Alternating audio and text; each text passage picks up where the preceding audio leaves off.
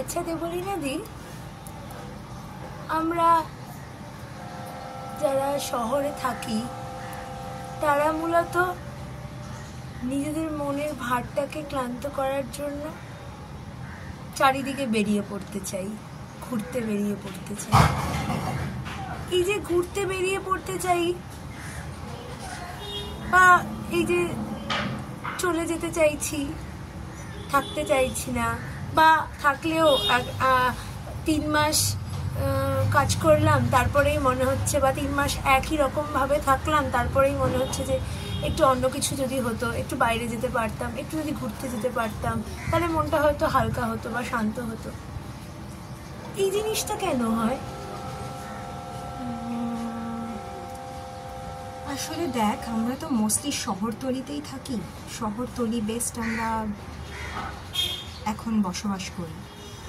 আমাদের খুব একটা সেই লাক্সারি নেই যে আমাদের গ্রামে একটা বাড়ি আছে। আমরা যারা এভাবে অভ্যস্ত তাদের কাছে তো এই কংক্রিটটা একটা হাঁপিয়ে যাওয়ারই জায়গা, এবং আমরা প্রত্যেকেই যেরকম কাজকর্ম করে থাকি সারাটা দিনই ব্যস্ততার মধ্যে কেটে যায়, তাই না? আমার মনে হয় আবার এটাও ঠিক যে সবসময় কিন্তু আমরা সেই লাক্সারিটাও পাই না যে আমরা আজকে ঘুরতে যেতে পারবো। অর্থের অভাব থাকতে পারে, সময়ের অভাব থাকতে পারে, সময় অর্থ দুটোই আছে। অনেক সময় পরিস্থিতির অভাব থাকতে পারে, হয়তো বাড়িতে এমন একটা পরিস্থিতি যে আমি হয়তো আমার বুড়ো বাবা মাকে রেখে যেতে পারছি না, বা আমার গ্র্যান্ড প্যারেন্টস আছেন তারা হয়তো অসুস্থ, তাদেরকে রেখে কাজের লোকের হাতে রেখে আমরা যেতে পারছি না।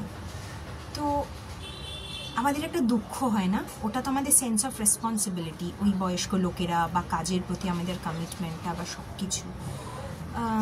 কিন্তু এই কমিটমেন্টগুলো, এই রেসপন্সিবিলিটিগুলো আমাদের কাঁধে খুব বিরক্তিকর ব্যাপার হয়ে যায়, তাই না?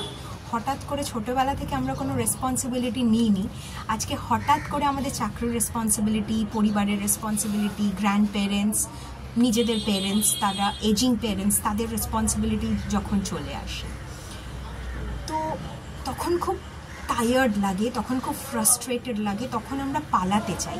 কিন্তু পামেলা, একটা কথা বলতো, সেই পালিয়ে যাওয়ার পরে আলটিমেটলি তো আবার আমাদের এখানেই ফিরে আসতে হয়, তাই না? তাহলে কি সেই পালানোটা কি লাভের লাভ হয়? তুইও তো কতবার এরকম 7 দিনের জন্য 5 দিনের জন্য চলে গেছিস, কিন্তু ফিরে তো এখানে এসছিস। তোর কি সেই সেন্স অফ রেসপন্সিবিলিটিটা কমেছে যে তোকে তোর এই অর্থ রোজগার করার রেসপন্সিবিলিটি, তোর বাবা মাকে দেখার রেসপন্সিবিলিটি, আবার তো ঠিক কদিন পরেই আমরা হাঁপিয়ে গেছি, তাই না? এইটা নিয়ে কখনো ভেবেছিস বা নিজেকে প্রশ্ন করেছিস, জিজ্ঞাসা করেছিস? এটাই মনে হয় সময় আমাদের নিজেদের প্রশ্ন করা এবং আপনাদেরও একটু ভেবে দেখার। তাহলে একটা ছোট্ট গল্প বলি আজকে। গল্প ঠিক না, আমার জীবনেরই একটা ছোট্ট ঘটনা। এই যে এখানে দেখ অনেকগুলো গাছ রয়েছে, এটা না ছোট্ট একটা মৌরি গাছ, খুব রিসেন্টলি পুঁতেছি। আমি জানি এটা থেকে মৌরি হবে না, কিন্তু স্টিল আমি পুঁতেছি। কেন?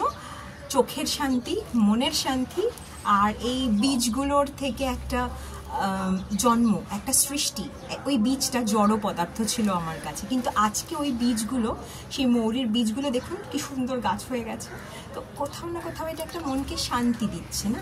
আমরা এই শান্তিটা খুঁজতে কোথায় যাচ্ছি? পাহাড়ে, জঙ্গলে, সমুদ্রে, তাও কদিনের জন্য, মাত্র উইকেন্ড ট্রিপ, আর খুব বেশি হলে মেরেকেটে হলে 7 থেকে 10 দিন। এর থেকে বেশি তো আমরা কেউই করতে পারি না। তারপরে আবার আমাদের এখানেই তো চলে আসতে হয় না?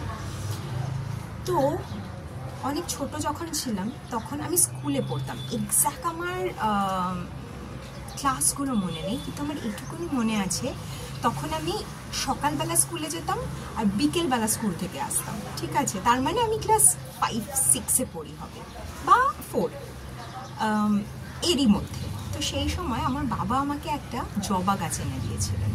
সেই জবা গাছটা দিয়ে আমাকে বলেছিলেন, এটা গিফট নয়, এটা একটা প্রাণ, এটা তোমার দায়িত্ব। একে, এর মধ্যে ফুল ফোটানো, একে যত্ন করা, জল দেওয়া, সবটা তোমার দায়িত্ব, এটা কিন্তু বাড়ির আর কারোর দায়িত্ব নয়। খুশি হয়েছিলাম, জানিস তো? আমি প্রত্যেক দিন স্কুল যাওয়ার আগে একবার জল দিতাম, আবার ঠিক ফিরে এসে স্কুল থেকে এসে, আমি ধর 4টে তো আমার স্কুল ছুটি হতো, ফিরতে ফিরতে 5টা বাজতো স্কুল বাসে, তো আমি দৌড়ে এসে আগে গাছে জল দিতাম, তারপরে গিয়ে স্কুলের ড্রেসটা ছাড়তাম। আর অধীর আগ্রহে বসে থাকতাম যে কবে ওই গাছটাতে একটা ফুল ফুটবে, বা ওই গাছে কি রঙের জবা ফুল ফুটবে, ওটা হলুদ, আমার স্কুলে একটা হলুদ রঙের জবা ফুল ফুটতো, কিন্তু আমার কাছে একটা কোয়ারি ছিল ওটা কি লাল জবা হবে না হলুদ জবা হবে না পিঙ্ক জবা হবে, আমি জানতাম। তো এই করতে করতে একটা দিন ওই গাছে একটা কুঁড়ি আসলো, সেই কুঁড়িটা একদিন ফুটলো এবং সেটা একটা লাল টকটকে জবা ছিল। বিশ্বাস কর পামেলা, সেই যে আনন্দটা, সেই আনন্দটা না আজকে এই একটা গাছ, একটা বীজ থেকে একটা যদি ছোট্ট মৌরি গাছও বেরোয়, আমি সেই ছোট্টবেলার সেই আনন্দটাই আজও ফিল করি। সেই গাছটাকে যত্ন করতাম প্রত্যেকটা জায়গাতে, এবং আমার কোথাও না কোথাও মনে হয়েছে ওই ছোট্ট রেসপন্সিবিলিটিটা যেটা সেদিনকে আমার বাবা আমাকে দিয়েছিলেন, সেটাই আজকে আমাদের জীবনের বা আমার এই বড় বয়সের জীবনের সেন্স অফ রেসপন্সিবিলিটিতে পরিণত হয়ে গেছে। যে আমাকে যদি কেউ একটা কাজ দেয় তাহলে আমি সেই কাজটা করব, এবং সেই কাজটা করে তার ভেতর থেকে যে আনন্দটা আমি অনুভব করি সেটাই আমার শান্তির জায়গা। একটু আমরা ভেবে দেখতে পারি এই ব্যাপারটাতে। তো সেই ছোট্টবেলার ছোট ছোট দায়িত্ববোধ, ছোট ছোট রেসপন্সিবিলিটি আজকে এই বড়বেলার দেবলীনাকে বা এই বড়বেলার পামেলাকে হয়তো বেশ কিছুটা রেসপন্সিবল করে দিয়েছে। আর টেকিং রেসপন্সিবিলিটি বা দায়িত্ব নেওয়ার যে ভাবনাটা, এটা আমাদের কোথাও না কোথাও সেলফ এস্টিমকে গ্রো করে। তার কারণ আমরা যখন রেসপন্সিবিলিটি নিই, আমরা কি কমিউনিকেশন করছি, আমরা কি ব্যবহার করছি মানুষের সাথে, আমরা একটাই গাছের সাথে আমরা কিভাবে তার ব্যবহার করছি, তার সাথে আমরা কি বিহেভ করছি, এটাও কোথাও না কোথাও আমাদের একটা মনে আনন্দের প্রকাশ ঘটায়। যদি সেই গাছটা ভালো থাকে, সেই মানুষটা ভালো থাকে আমাদের জন্য, তাহলে আমরাও ভেতর থেকে অন্তর থেকে ভালো থাকি। তো সেলফ রেসপন্সিবিলিটিও আর একটা মাধ্যম হলো সেলফ কনফিডেন্সের। তুই কি একটু চেষ্টা করে দেখতে পারিস সেটা করে? নিজের জীবনে এটা প্র্যাকটিস করতে থাকতে হবে আমার মনে হয়। অবশ্যই অনেকটা পেরিয়ে এসছি, কিন্তু প্র্যাকটিস করাটা থামালে চলবে না। যে কিভাবে রেসপন্সিবিলিটিটা, শুধুমাত্র রেসপন্সিবিলিটি না, যে কোনো কাজই যখন করব তখন করার আগে বা করার পরে তখন কি হতে পারে, কি কেন করছি, সেই জিনিসগুলো জিজ্ঞাসার মাধ্যমে বারবার নিজেকে প্রশ্ন করাটা খুব প্রয়োজন। কোথাও না কোথাও এই জিজ্ঞাসাটাই তোকে অন্তরের আনন্দের সাথে কানেক্ট করতে পারে, বা আমাদেরকে অন্তরের আনন্দের সাথে কানেক্ট করতে পারে। আর ওই যেদিনকে যখন আমরা ছুটি পাচ্ছি না, বাইরে যেতে পারছি না, তখন আমরা শান্তিটা বাইরে যদি একান্ত যেতে পারি তাহলে তো খুবই ভালো, তাহলে তো পারলাম। কিন্তু হয়তো রেসপন্সিবিলিটির খাতিরে যেতে পারলাম না, রাগটা গিয়ে পড়লো অন্য কারোর ওপরে বা পরিস্থিতির ওপরে, সেই জায়গাটা থেকে এই বাড়ির একটা কোণাতে বা একটা কোণা খামচিতে যেখানে দুটো গাছ হয়েছে, বা দুটো পাখি হয়তো একটু বসে জল খাচ্ছে, বা দুটো বিড়াল হয়তো এসে একটু দুধ খাচ্ছে, সেখানেও আমরা ছোট ছোট শান্তিকে খুঁজে পেতে পারবো।